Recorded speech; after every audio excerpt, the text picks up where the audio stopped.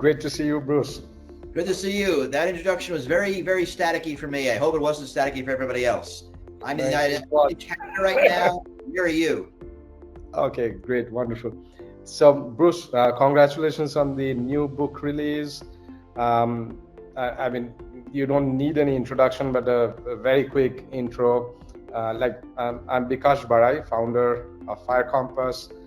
At Fire Compass, we are using agentic AI to automate pen testing and red teaming. We have some really wonderful and fascinating future, is what we believe, which is going to be very different from at least what I imagined 2 years back. And all of you know Bruce. He's one of the most respected security minds on the planet. He's a professor at Harvard, very well-known cryptographer and best-selling author, and he has redefined how we think about hacking, cybersecurity, and also digital trust. So, Bruce, do you want to add something before we get started? Sure. I mean, we should just say how we met, right? Because we ran into each other randomly at the RSA conference this year. I think it was one of the lounges. I was getting breakfast. You were there, I think, with some of your people, and we started talking. And I was interested in what you were doing, and I, learned more. We've done things together, and it's sort of interesting to look at sort of all the different ways AI is affecting cybersecurity. And pen testing, I think, is a really interesting one because it's such a human-centric activity. So if it can be automated, things get really interesting. So yes, last month I published my book on AI and democracy. It's largely optimistic. It's not about the US, it's about the world. And it is about all the different ways that technology is affecting democracies around the world. And I take that very broadly. I look at AI in elections, AI in politics, the first part, AI in legislating, AI in government administration, AI in the courts, and then AI in citizens. And it is interesting to see all the different places where these technologies are changing balances of power and ways things work, and it's still ongoing. I see examples from around the world all the time that haven't gotten the book because they came too late for the book. Yeah, interesting. So Bruce, you spoke about like how we met, and I remember, I think the way I described what the area where I was working on at that point in time was, we are using AI to automate attack trees. And I believe you are one of the creators of the concept of attack trees, right? And interestingly, the attack trees are now being not just used in the context of cybersecurity, but in the context of everything, politics to everything, I guess, right? And AI is bringing in a very interesting twist into that. And let's start with your book a little bit. You mentioned about the hacker's mind and you can talk about how you define hacking. You are the best person to talk about, but if I got it right, like you mentioned about following the rules but breaking their intent, right?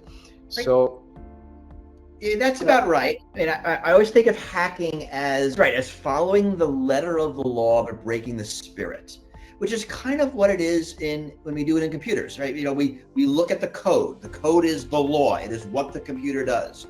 And we figure out ways that it does things that its designers and creators never intended, right? And that is a vulnerability, right? That is a vulnerability in the code. It's a mistake, and a mistake can be exploited to do something in particular. And then that sort of general notion applies to non-computer code. I mean, the tax code is a computer code, but it's a series of algorithms. Right, there are you put in numbers and you do some calculating. You figure out how much tax you owe, and so that code has vulnerabilities. We call them tax loopholes, and it has exploits. We call them tax avoidance strategies, and it has black hat hackers. We call them accountants. Right? And these black hat hackers, these accountants, are looking through the code, looking for vulnerabilities they can exploit to make money. That is what tax lawyers do. And it's very analogous to programmers looking through source code, looking for vulnerabilities.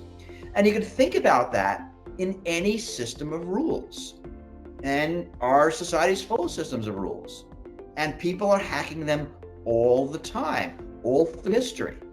We could look at sort of modern ones that involve elections. I know the United States mostly, but other countries as well. And this is a book I wrote a few years ago. And, there are a lot of different ways people have hacked political systems, economic systems, social systems. And this is very hard to deal with because we are, as people, rules exploiters. That's what we do. As kids, we do it, right? You say bedtime is 8 o'clock, but did you really mean 8 o'clock? Maybe you meant this other time zone. And can I be in bed but read with the flashlight on? I'm still in bed, right? Right? This is all hacking, right? It's taking the rule and figuring out the loopholes. So Bruce, I remember when we met for breakfast, we were talking about the problem which we are trying to solve in the context of pen testing. And I think I was putting it more as like the three blindness of the coverage and the testing frequency and stuff like that. And I remember you came up with this thoughts of 4S in the context, not just of testing. In your book, you talk about like hacking and the future in a very broad manner, right? Like, and that was very interesting when you spoke about this 4S. It'll be great to hear about that. And I'm sure you mentioned about that in the book as well, right? What are these 4S out there? So this is in my book. This is in Rewiring Democracy. And what the 4S's are ways to think about AI replacing or augmenting humans. It's not that the AI has to be better in every way, but the AI has to be superior in one of these four ways: speed, scale, scope, or sophistication. Right? So a trained human is actually better than any AI system at detecting spam, right? At noticing a spam email, trained human. But when you get 1 million emails a second, it is impossible for a trained human to do it. So an AI, even though it's less good at it, is a superior solution just because it is faster. So speed. The second is scale. Now, the reason we're worried about AI chatbots on social media is that someone could deploy thousands of them, hundreds of thousands of them. Right? 2016, Russia had 100 or so humans in a building in St. Petersburg producing propaganda for the US election. Now they have hundreds of thousands of chatbots doing that automatically through AI. Even though it's not as good, the scale makes it superior. And third is scope. The reason these LLMs are so powerful is that they have infinite scope. They can do anything. They're not very good at anything, but they can do it all. Their scope is much greater than any single human. And the last one is sophistication. And I mean this very particular. It doesn't necessarily mean it is smarter than a human. By sophistication, we mean that it can hold more variables in mind, that it can do more complex things than humans can. And the easy example are the chess playing AIs. If you watch an AI play chess, or better yet, watch it play the game of Go, the Japanese game. The game of Go is much more complex than chess, right? 19 by 19 board, you can move anywhere at any time. So the number of possible moves explodes exponentially really fast. And if you watch an AI play, right now AIs are grandmaster Go players. And if you watch an AI play Go, they do not play Go like a human does. They play Go kind of like an alien, because the AI can look at the entire board at once in a way a human cannot. And so the AI that basically won a Nobel Prize this year in protein folding was able to do more sophisticated modeling than humans could, because the AI can hold more variables in mind. So those are the 4 S's: speed, scale, scope, and sophistication. Right? So, so map that onto pen testing.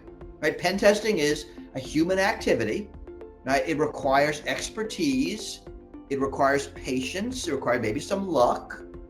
And that's what the human does, is it acts like a bad guy and tries to break into a network. Maybe it has more information, does it methodically, and the goal is to identify vulnerabilities that the defender hopefully will patch. Right? So that takes a long time. An AI can do that faster. So even if the human is better, the AI is faster. Right? So that sounds like a plus. Right? The scale. Right? The AI can do that continuously. If you're an organization, you hire a pen tester once a year, once a quarter if you're good. And AI can do it continuously. No longer is it we're doing a pen test now. It is pen testing is something that happens all the time in the same way that, a firewall works all the time. Right? So the scale of an AI just makes it a different thing. The scope, right? That if we build the AI properly, it will be an expert at all possible configurations, all possible products.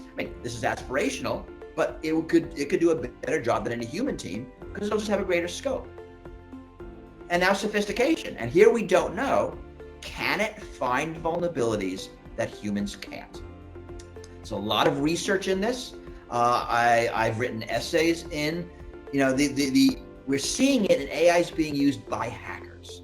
So we are seeing AIs being used to discover new vulnerabilities, to automate hacking, right? To do those various pieces. How much of that can we use in the defense? Is the AI able to find vulnerabilities that humans can't?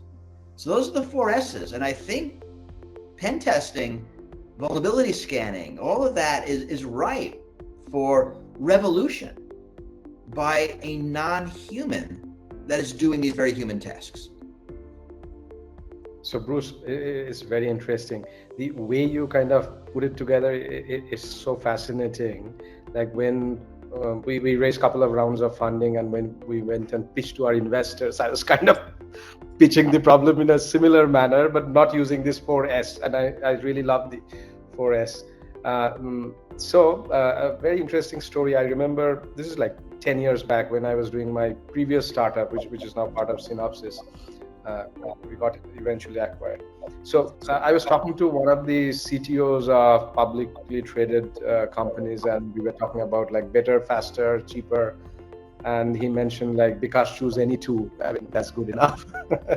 So if you think of 4S, apparently it looks like even if we can do like a couple of things really well, better than the humans, it's great, right?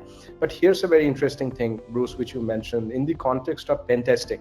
This is what we are seeing. In the context of speed, definitely AI is going to do much better, right? I mean, that's a no-brainer. In case of scale as well, we have our platform which we can auto scale, we can scale horizontally, so it can scale better. There's no question on that. And scope as well, we can do that, right? All the 3. Now, when it comes to sophistication, here are some very interesting things which we are seeing these days, and Bruce, you will find it very interesting. Around 6 months back, our AI versus humans, and we always pitch the AI against the humans in our own research team. Like the AI could do like 60%, 70% of what the humans could do. And now this is very interesting. Like I have a belief that, and I used to tell people, you know what, in a year we should be there as an industry that AI will be better than 99% of the pen testers out there. And this is very interesting. A week back, we were doing a testing for one of the largest financial services companies in the US. And we have something like a scoreboard. And when some of these tests happen, we do like this bake-off against humans. So it's like man versus machine or human versus machine. So on day 1, here's the result. Day 1 was 7-0, 7 AI, 0 humans. Day 2, it was 9 AI, 2 humans. And even right now, AI is winning against the humans. Now, we did not see this kind of thing like 6 months back. So it's very interesting, not like entirely surprising, but I think we are almost there, that when it comes to sophistication as well, in case of pen testing, AI is about to kind of cross 99% of the human beings. We have seen the same thing happening when it comes to writing content, writing or creating images and stuff like that, right? I think we are almost there in case of pen testing. That's a kind of, you may say, entrepreneurs, but we're seeing the numbers right now. It's interesting. We're seeing AI being able to be a hacker improve faster than we expected. So it's not just this specific aspect of finding vulnerabilities, but in the automating the whole chain. Anthropic has noticed government hackers using their platform to automate attacks. OpenAI has as well. We're seeing research papers. Sometimes the leaderboards on some of these vulnerability disclosure sites are AIs and not people. And then you're right, it has been in the past 6 months that there has been some change in this ability of AIs to find and exploit vulnerabilities. Now, from the attack side, this is very worrying, because now this means the ability to go from, I want to break into a system, to I've already broken into the system, here's what I've gotten, is faster and is available to more people, right? So you don't have to be an expert, that you can automate most of that process right now. And I think you'll soon be able to automate all of it. So I do worry about this on the attacker side. It is nice to hear it being used on the defender side as well. And the benefit, and what I really want is for this automatic vulnerability detection to be combined with automatic vulnerability patching. Because if the AI can find the vulnerability, can't the AI just fix it? Now, this would revolutionize cybersecurity, because suddenly vulnerabilities disappear immediately, like all of them, all the time. The scanner is built into the compiler. Bug-free code is released, normally. A code that's in the field is patched in real time. Now, this will be hard. A lot of software licenses don't allow it, so we have to really think about what it'll be like to have a network that is in some sense living, that is constantly self-modifying based on what it discovers. Right? And then this vulnerability finding, this pen testing, is now just the first step of a complex self-healing architecture ecosystem. I'm making this up. That could work. Now, AIs get it wrong, and we have to be very careful about letting AI make changes in our production environment, because if it gets it wrong, it screws up a lot of bad things. But in theory, we can see where this is headed, and I think it's all pretty exciting. Yeah, Bruce, this is very interesting. I believe that we probably will get there. My focus had been more on the offensive side.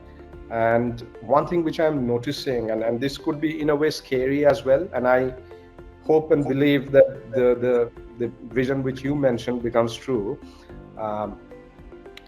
So I'm seeing we remember this, what we used to call this the digital divide or something like that, Bruce, long time back. Was it digital divide?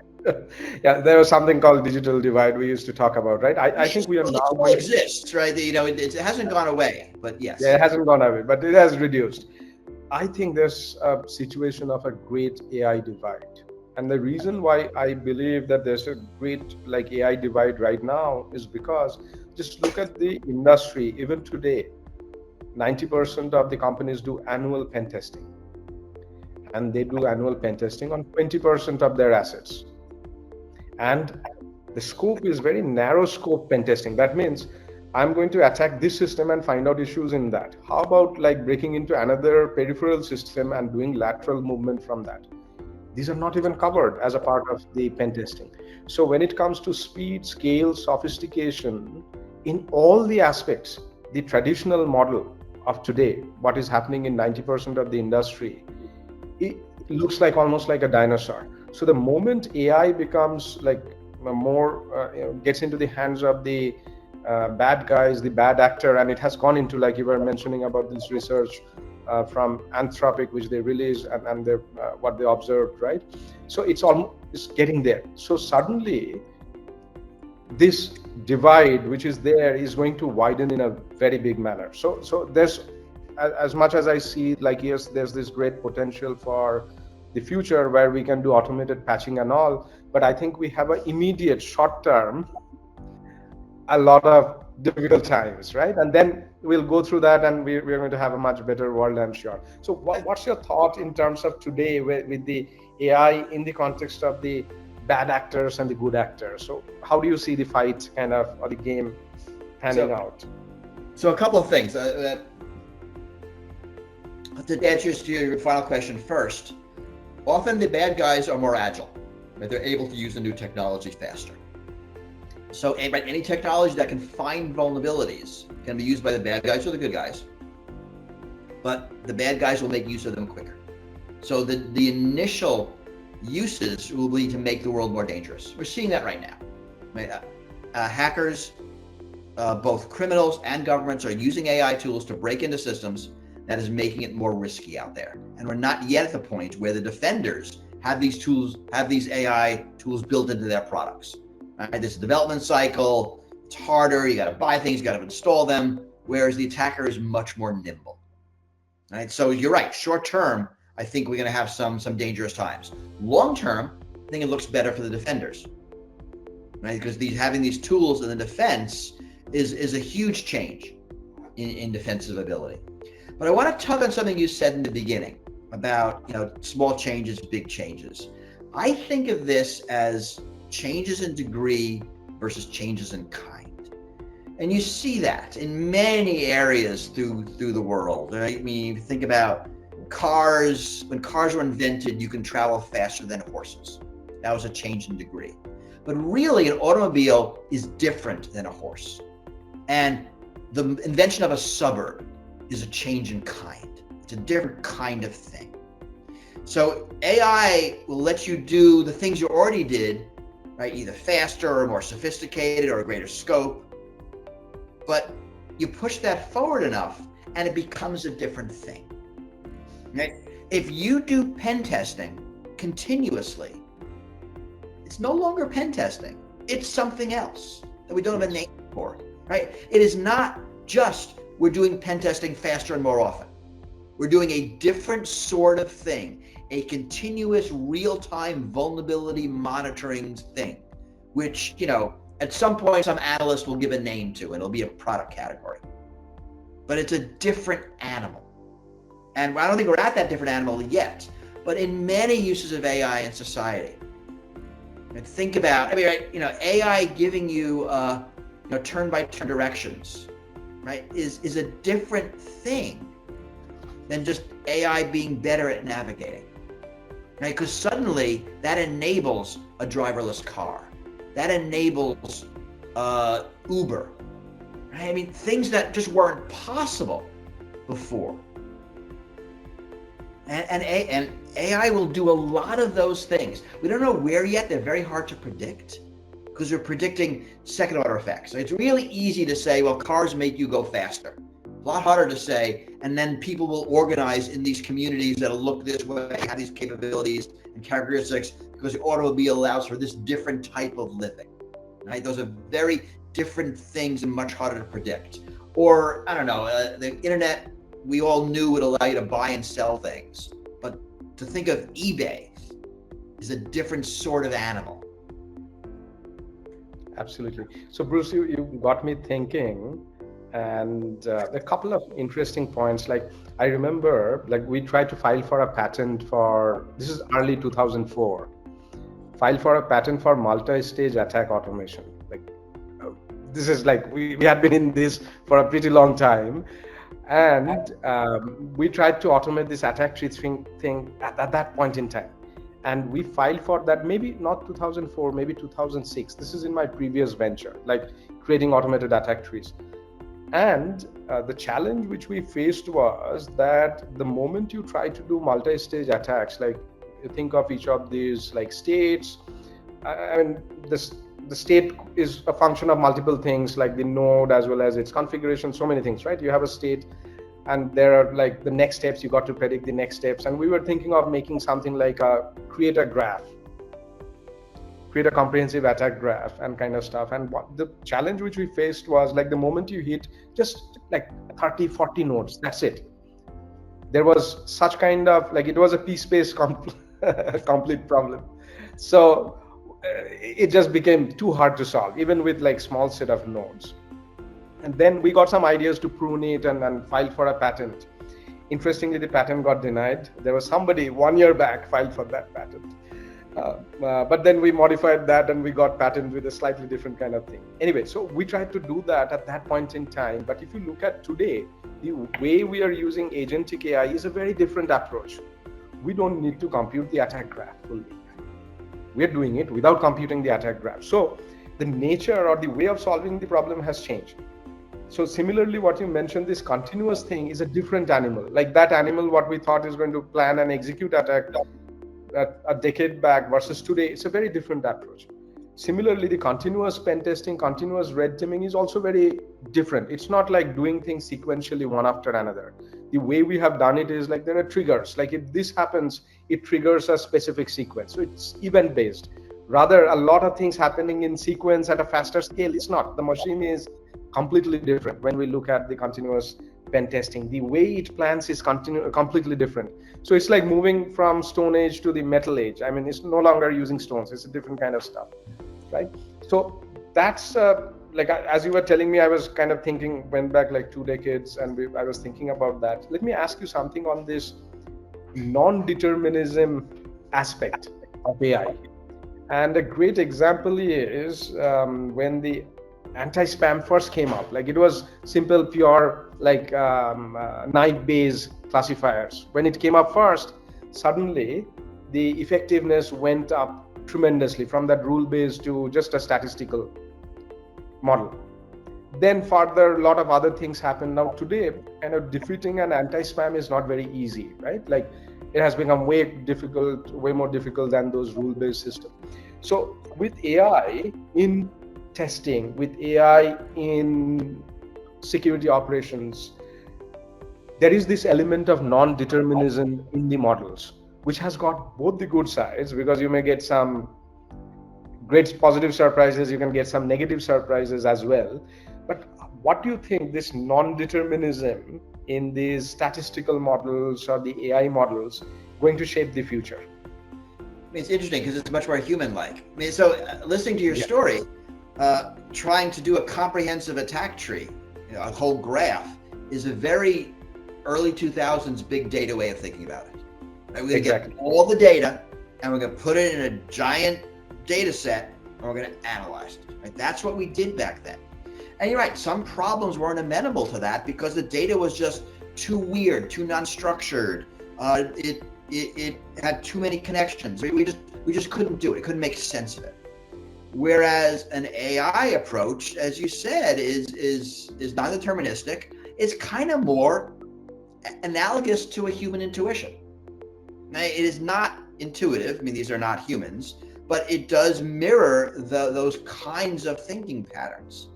And it does seem more amenable to this kind of free-form way of thinking about vulnerabilities.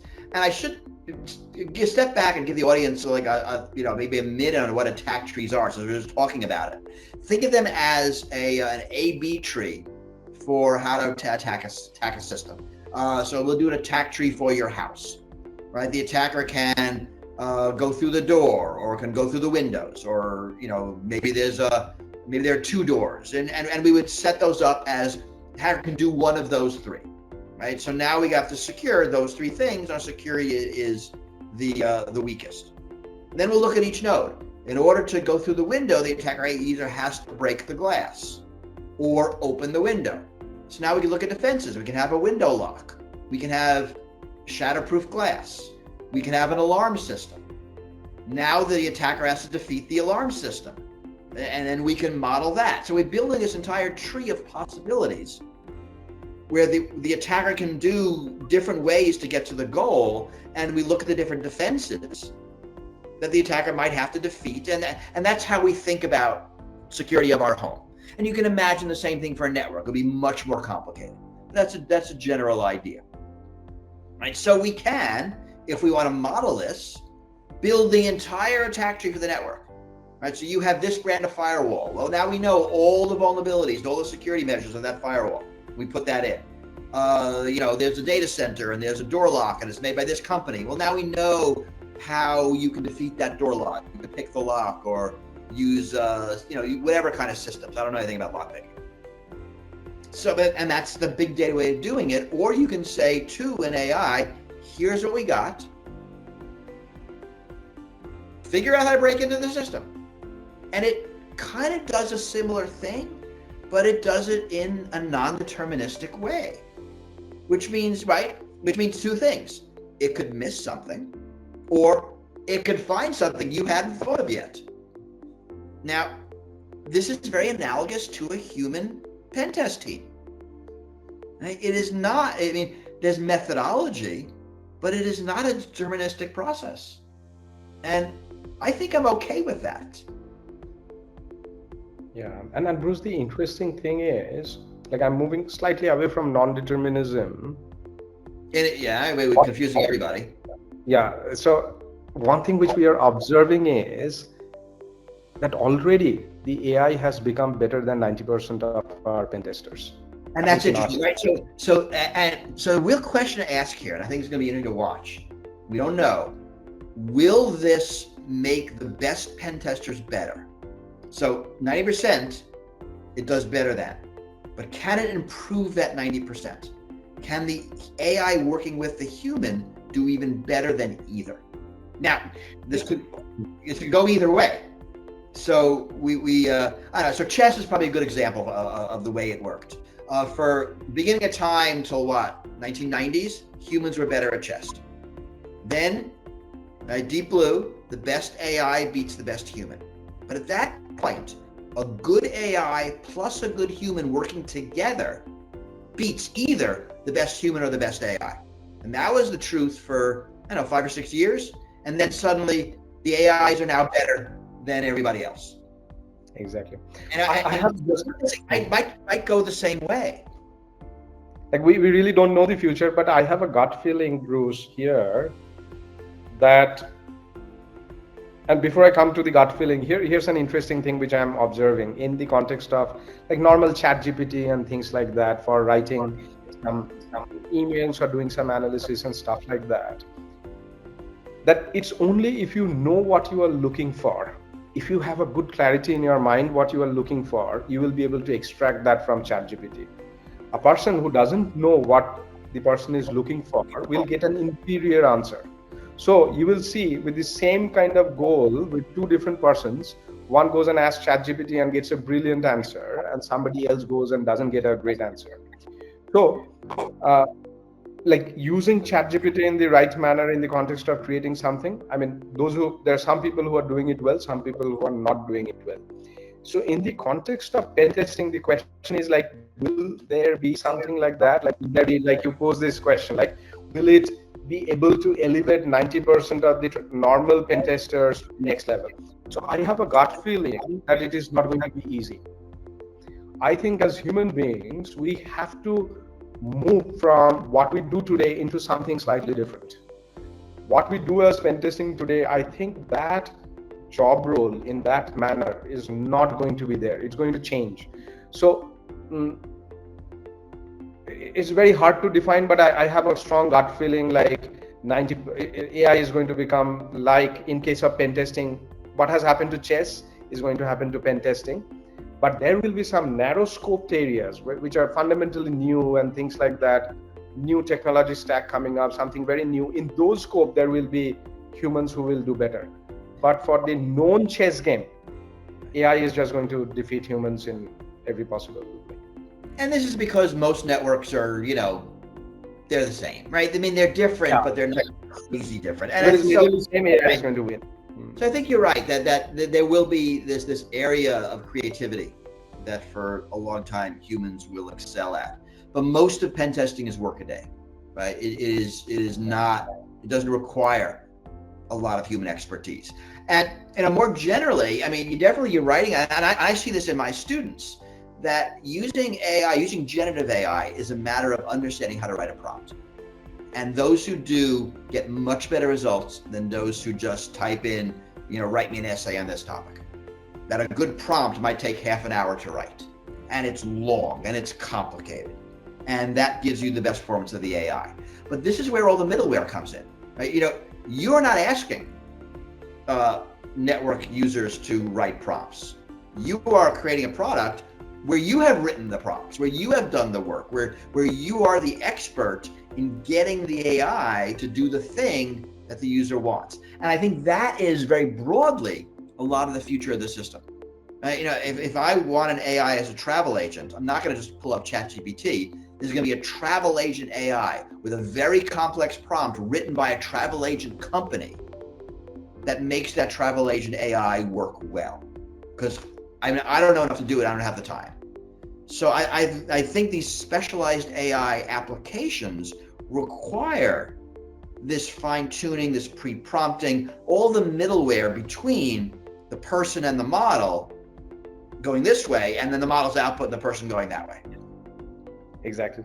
So that's exactly, in a way, we are doing the same, Bruce, in the sense, I'm just changing the language a little bit.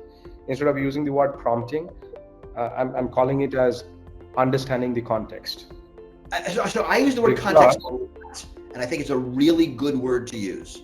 Context, because a lot of times people try to just write a prompt, but they miss the moon. It's like the saint points at the moon, but the people looks at the finger. It's not the finger, the prompt, it's the context which we are serving through the prompt, right? And a lot of times when AI gets it wrong, it's because it doesn't understand the context. Exactly. Most of us as humans, we get our context implicitly. I walk down the street and there's a whole context of what I'm allowed to do, what is appropriate, what's not appropriate, with whom, strangers, people I know. Now, I've learned that since birth. That's all about context. And we as humans have very deep notions of context and when it changes, right? A policeman walks by, it's a different context, right? An ambulance and two medics with carrying a stretcher come by, it's a different context. AIs can't do that as well. And this is where some people are thinking that large language models are a dead end and we'll need some other paradigm. Because there seems to be a limit in how well an LLM can understand context. So we had to build the intelligence of context. Yes. Because that's not available with the normal one. So it's our pen testers and our researchers, they're adding those contexts and training it, and every day they're making the product better, right? So we are kind of adding the context and giving it to the early days of the internet, when things just get better magically while you sleep every day. It's kind of amazing. Yeah. Now the interesting thing, and since we have so many CH folks out there, the future of the hackers, ethical hackers, pen testers is not going to be something like what was 1 year back. Like the job role is going to drastically change, and nobody knows exactly how it is going to be, but we know for sure that it's going to be drastically different. So one thing which I believe is going to be very important is to have the first principle thinking. Mm-hmm. Having the first principle thinking, a lot of curiosity, and understanding the context, and not just going with the rules, because the rule-based idea and thinking, AI is going to do much better. So I think that is probably going to be very, very important. And Bruce, I'd love to I would have asked this question a little bit later, but what's your message for the pen testers out there? There's like 500,000 CH out there. So what do you think? Like, what would be your message for them? There are two things working. We're talking about automatic testing and happening in the background, but there's also an entire parallel track of AI-assisted human pen testing, and that's going to be also incredibly valuable. I mean, my guess is the future is going to still have these once a year, once a quarter human pen tests, and in the background, this sort of automatic, continuous vulnerabilities scanning. So the technology is here. I think it's going to be very valuable, and we'll get to see how it works. But I mean, experiment with it is really my advice. That's great. That's wonderful. And Bruce, as you mentioned about this, like AI as an assistant versus AI as a master, do you see AI becoming the master, the guru, and not the assistant? And if you see that, when? So this is something you can't predict. So I don't have any Do you notion think it can happen or it will happen? What's your thought? it could. I mean, we don't actually know, and we don't know. So I don't think we can predict it, and it's going to depend on context. I mean, it really depends a lot on the details. You can't make those statements generally; they are very specific. So I don't know. That's an interesting thing. I have a thought over there. So I feel like in narrow context, AI has got a fair chance of becoming the guru. It's not going to be the assistant, it's going to be like the teacher in narrow context. Now, the AGI thing, I haven't really explored that much, and I know there are other folks who have done more. My focus had been more on the narrow AI rather than the general purpose AI. But if narrow AI can be a master in a field, that itself is great, right? Like, I mean, if we look back, take something as easy as reading chest X-rays. If an AI is better than a human radiologist, we're in, right? I mean, we're all happy to have the best chest X-ray reading that we can, and we don't care if it is an AI or a person. We just want it to be best. So, and in the same context, there are also many other like nagging problems which we have in the industry, right? Like too many false positives, too many alerts. Like if AI solves these, like, and we are at a place where we are kind of very confident that as an industry we'll solve it. Like the false positives are a mess. I mean, this can be taken care of. Like we shouldn't have, like in application DAS tools, like 70% false positives. Doesn't make any sense. I think these things, if AI solving it, that itself is a great leap, right? Like if it, as you mentioned in case of radiology, I'm just bringing in a similar analogy in the context of pen testing, too many false positives, too many alerts. Like if you can solve the prioritization problem, like here's the evidence, here's the exploit, like you can exploit this, here's the attack tree, so you should prioritize. So that itself is a great value, and I believe we are absolutely solving that as an industry. At Fire Compass itself, like we have seen these things working beautifully well. So there are these low-hanging fruit, and if we can get that, that itself is great, even if we can't solve that AGI problem. Yeah, and I think that is the right way to think. Always think compared to what. Whenever you look at an AI application, and don't judge it on its own. Judge it to compare to the alternative. And often the human alternative isn't very good. Right? And yes, the AI will make mistakes. I think it's going to make mistakes in the foreseeable future. We don't know how to create mistake-free AI, but humans make mistakes. And what really matters is the type of mistakes. And to the extent that AIs make human sorts of mistakes, which is pretty good because we have like thousands of years of experience dealing with human mistakes. With AI makes different sorts of mistakes, then it's harder because we don't have any experience with these sorts of mistakes. And right now we're seeing both. We're seeing human mistakes and we're seeing non-human mistakes. So Bruce, you speak quite a bit about the governance on the public AI versus private AI. What's your thoughts on public AI or cybersecurity? I'm a big so for those who are not good at the term. Right now, one of the problems with AIs is they're pretty much exclusively created for the near-term financial benefit of a very small group of people, right? California, American, corporate, and the idea is that maybe there's another alternative, and the notion of public AI that is created by the public for the public, that is not created on the profit motive, would be an interesting thing to add to the mix. This was largely theoretical. We wrote about it in our book.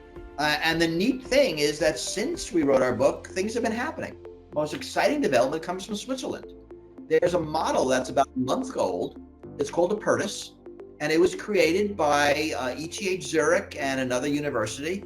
They had some government funding. They used compute from the supercomputing center left over from particle physics days. And they created a model that is not using any illegally stolen copyright material, does not rely on any poorly paid global south labor, that is entirely open, not just the weights, but the training, the system, everything is open and available for public scrutiny. And it is free to use, completely and totally free for anyone to use. You can go online and use it right now. Performance is about the level as the best models of last year. So good, but not at the top. But orders of magnitude cheaper to create. And I think it's a really interesting change.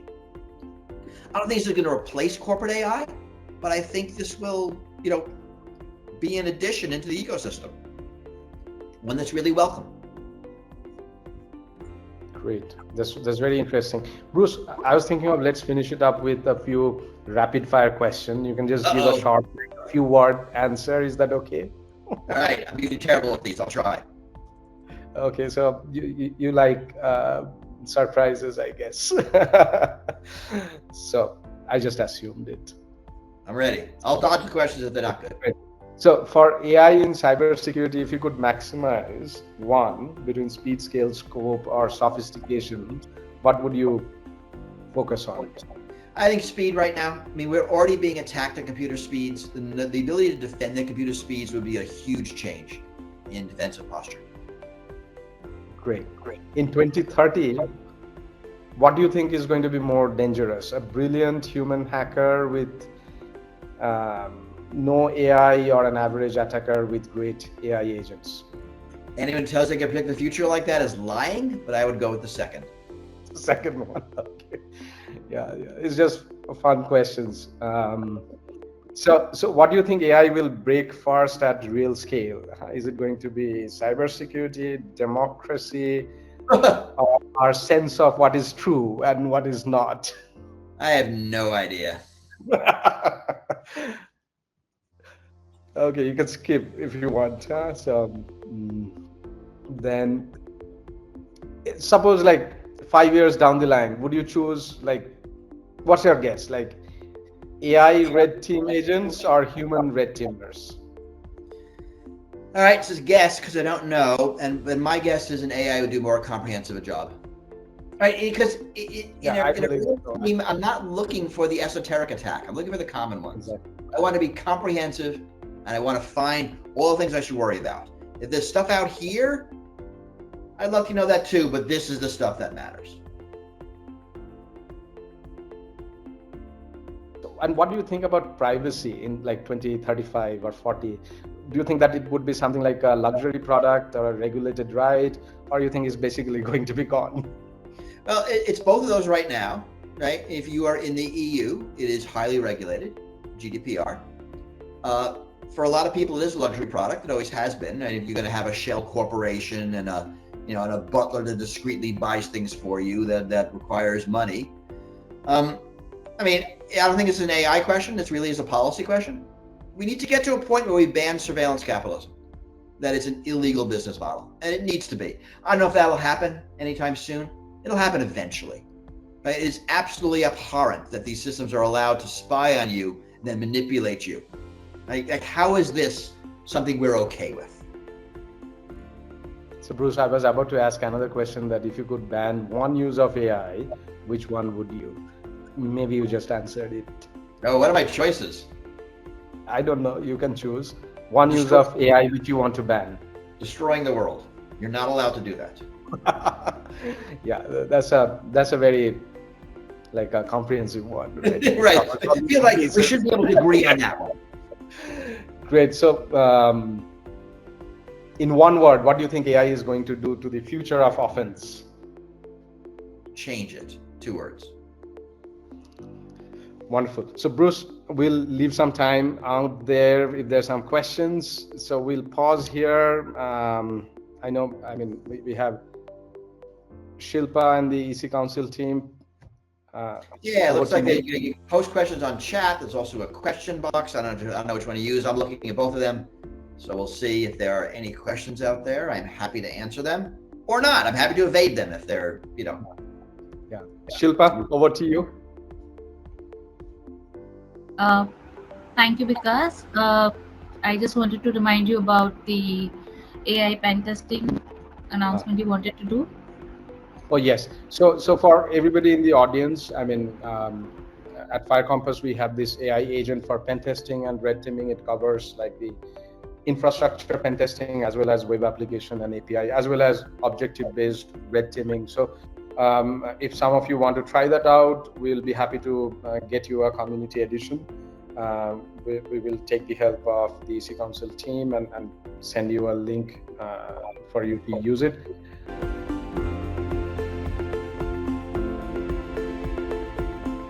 Oh, wow. That's sure I remember, right? This is what, early 2000s, late 90s? I'm thinking a lot about how attacks and defenses work and trying to have some comprehensive framework for thinking about them. It's one of several methodologies. Adam Shostak has a very good book called Threat Modeling. Wiley publishes it. And he goes through 4 or 5 different methodologies, of which attack trees are just one of them.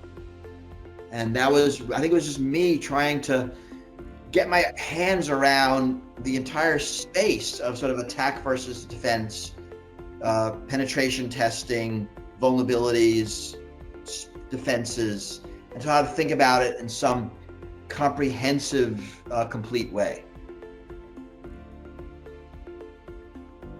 I don't. I thought this conversation got through a lot of the interesting topics. This was fun.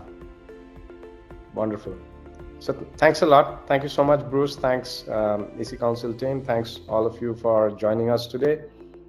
Have a great day. And this is a wonderful new world. Just keep your mind open, be curious. And it's going to change every few months. All the best, everybody. Thank you so much.